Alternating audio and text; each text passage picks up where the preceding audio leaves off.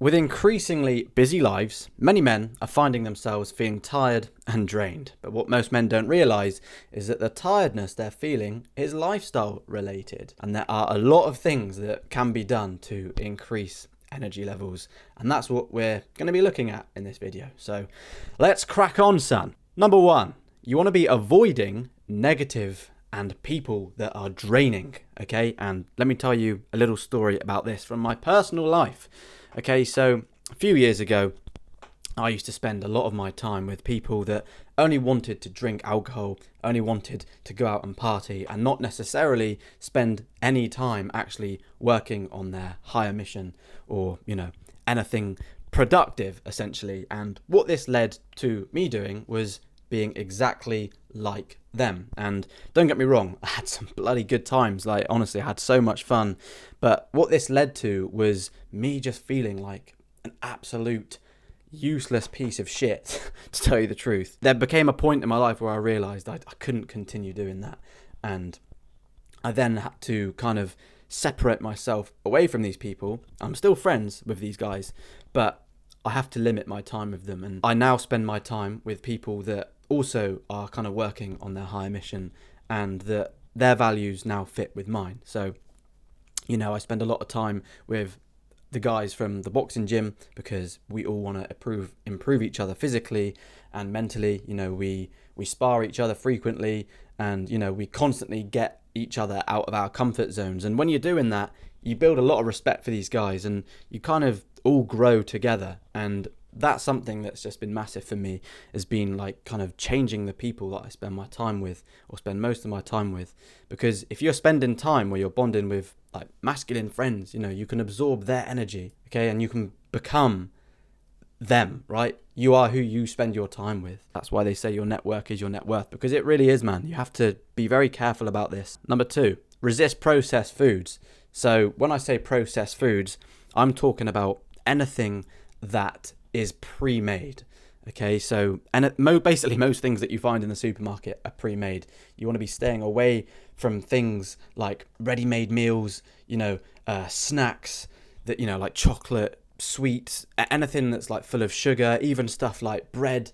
Nowadays the bread that you buy in supermarkets has an extremely long list of ingredients, and that's not how bread should be, man. Like 50 years ago, bread was made with 4 ingredients, and now, you have like 50 different things on the ingredients list, and that's just normal. How can that possibly be normal?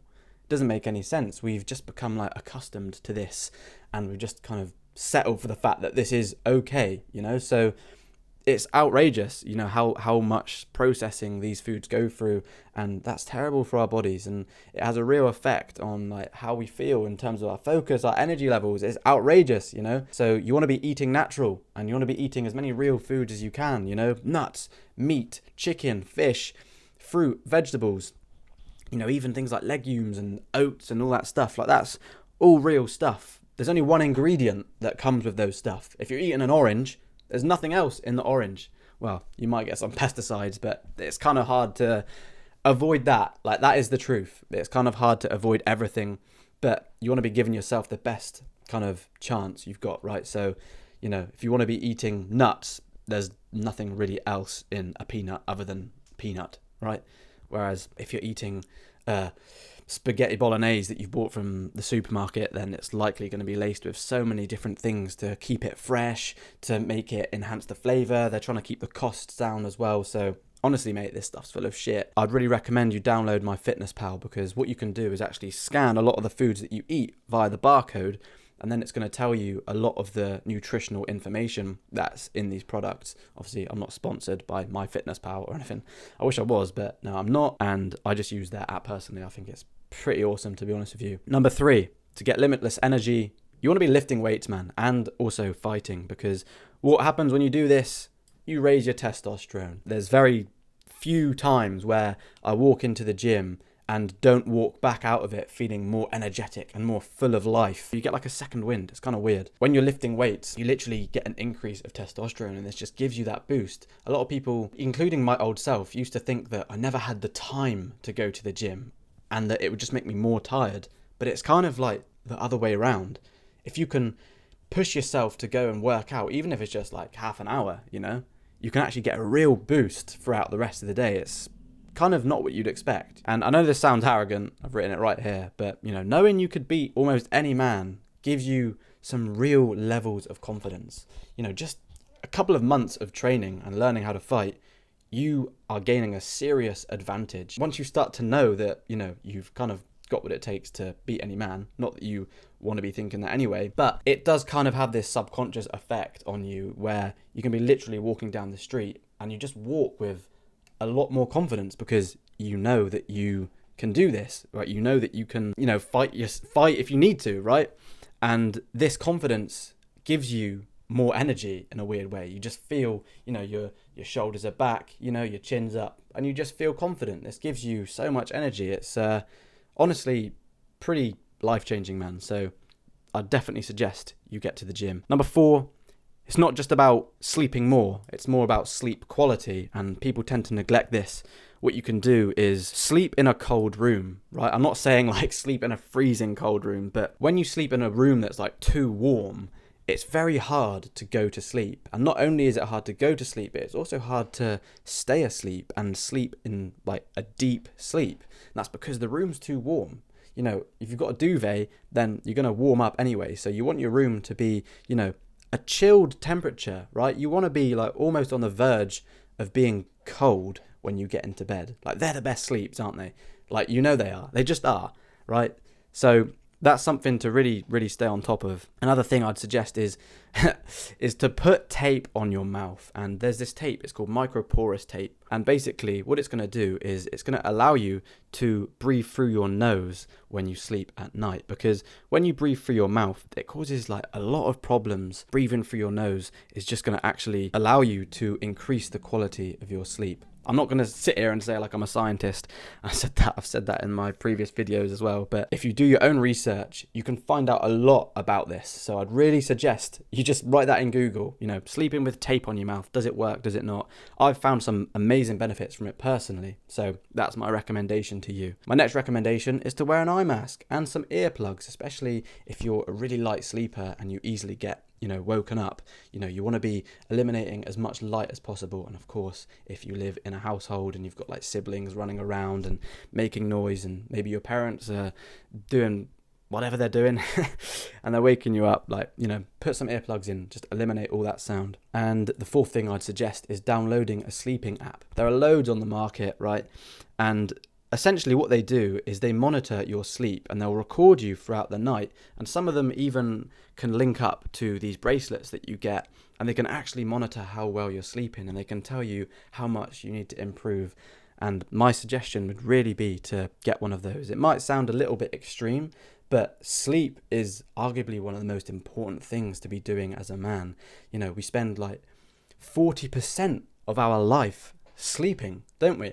So you need to make sure that that section of your life is absolutely nailed on correctly. Number 5 for limitless energy is to work on something you're proud of and believe in, because this is what's going to help you to feel motivated.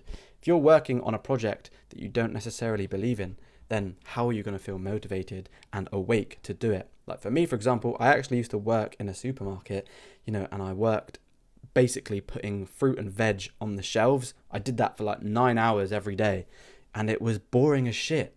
I was so unmotivated and so kind of not excited to do the job that I just had no energy. I was so tired all the time because I wasn't feeling alive while doing the job. It didn't spark my interest. So how can I possibly feel awake and excited to do it if I'm just doing something that's mundane and boring, you know? There are too many people that are doing things just for money, and that's what I was doing. Not to say the money was great, but I didn't really have much of a choice, you know?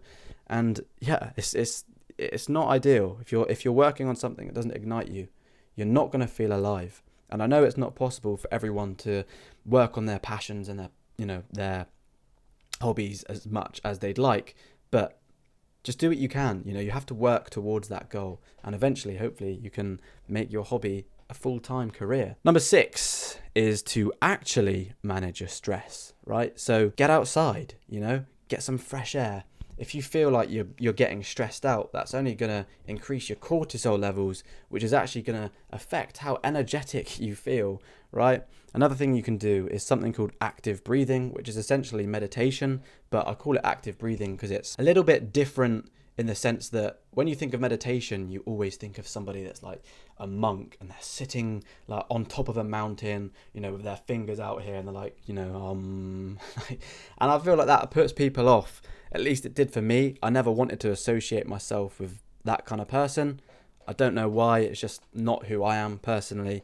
So I like to think of it as active breathing instead. And the beauty of this is that you can do it wherever you are, right? You can be on your walk outside. You can be watching TV. I mean, that's probably not the ideal place to do it, but essentially you could be, and active breathing is all about being really present in the moment.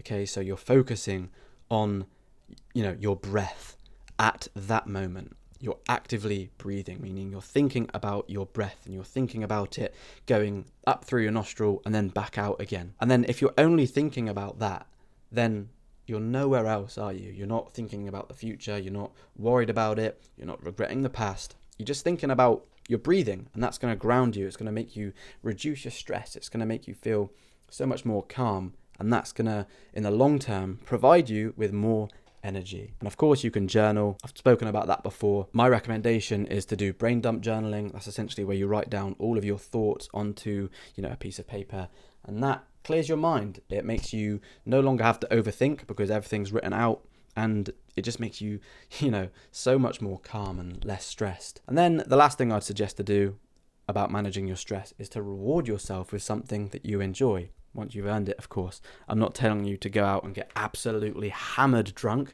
because that's not ideal, but if you want to have a donut every now and then just have a bloody donut. Like, I'm not saying you want to be living like a monk because I don't want to do that. But I think life's about, sacrificing 95% of the time, staying disciplined, and then just once in a while enjoying that reward and enjoying the fruit of your labor. And this is going to allow you to sustain working hard, and it's going to give you the energy you need to reach your higher mission. Believe you can, and you're more than halfway there.